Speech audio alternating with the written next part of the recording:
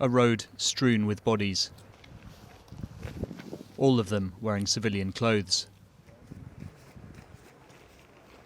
At least 20 people lie on this street of the once quiet commuter town of Bucha. How could this happen? How could this happen? As Russian soldiers leave, survivors tell their stories. The most terrible thing in my life is that my husband, my loved one, is gone. But who were the victims? And what next for those who are left? From the very start of Russia's offensive in Ukraine, Bucha was near the front line. On February the 24th, nearby Antonov Airport was attacked. Smoke is billowing from our town. They've bombed it. Our homes are nearby. We ran away from there. We don't know where to run. As the fighting drew closer, many residents fled. Russian troops weren't far behind, and for nearly a month, journalists were unable to reach the town.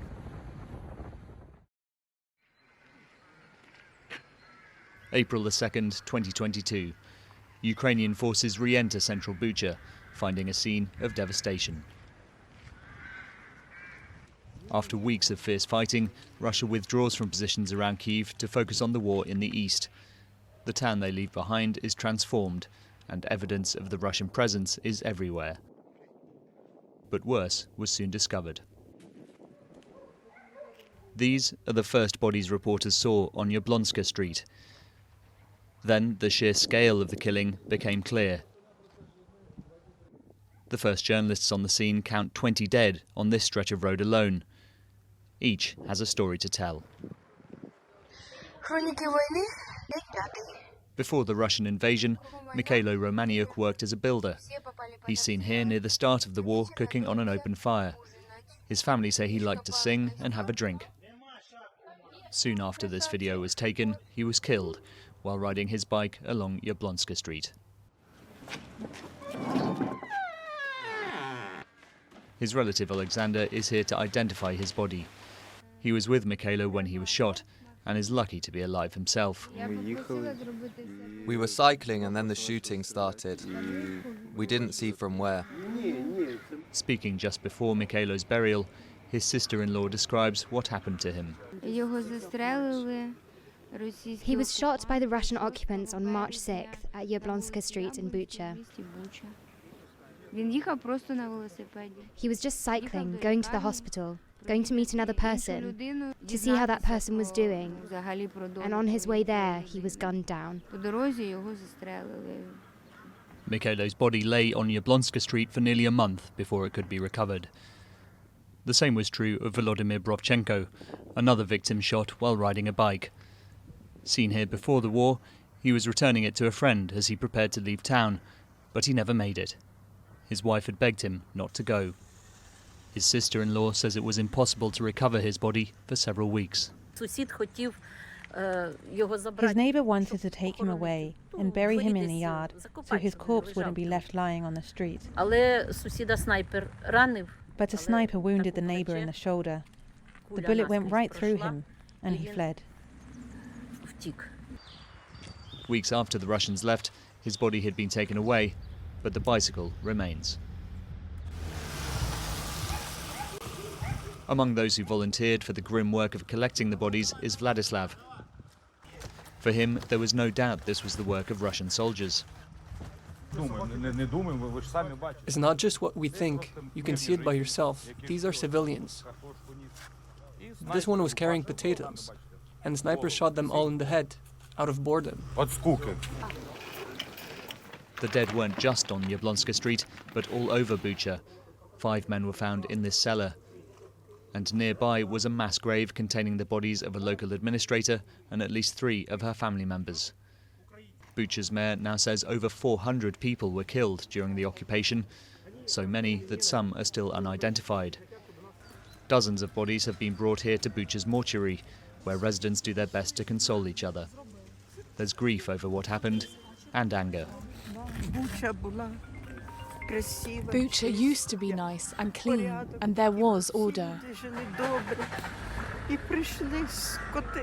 Everyone lived well. Then these bastards came, and in 1 month they turned it into I don't know what. May God punish them for the rest of their lives. Tania is searching for the body of her husband, who she says was tortured and killed by Russian troops. I don't know what could be more scary. So dead bodies don't scare me anymore, compared to this tragedy that's happened in real life.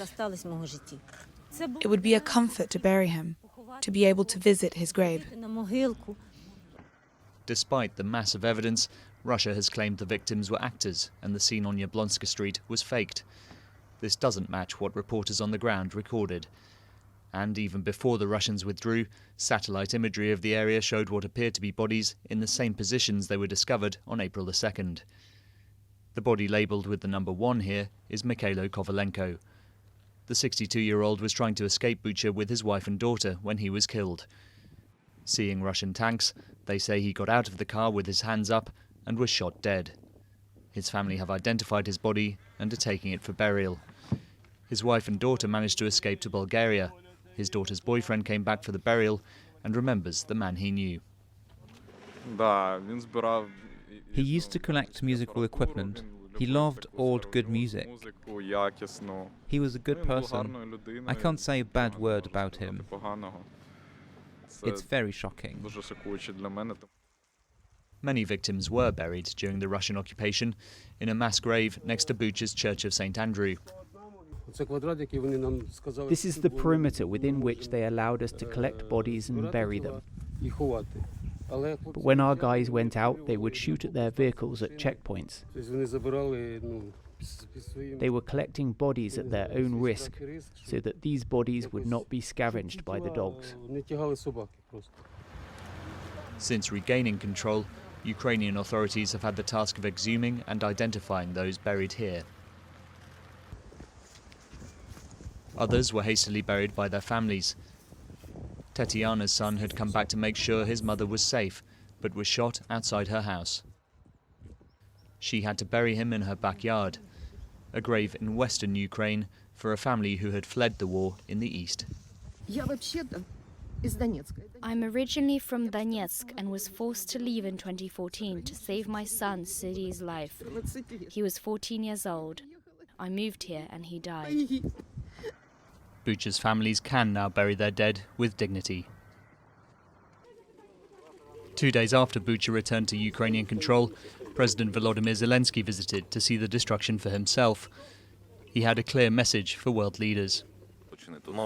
We believe that these are war crimes and this all would be recognized as a genocide by the world. While the claim of genocide has been debated, global condemnation of the killings was swift, with the US and European Union announcing fresh sanctions on Russia. The International Criminal Court, meanwhile, is sending forensics experts to investigate, offering hope to residents that one day justice may be done. It's very important that evil will be judged in the Hague Tribunal and all criminals will be named. It needs to be done for the people to understand that it will not happen again. With war still raging in Ukraine's east, any court case remains a remote prospect. A month on from the Russian withdrawal, with its streets cleared of bodies, you can still recognise the calm commuter town it was before the war. But deep scars remain on Bucha's buildings and on those who survived.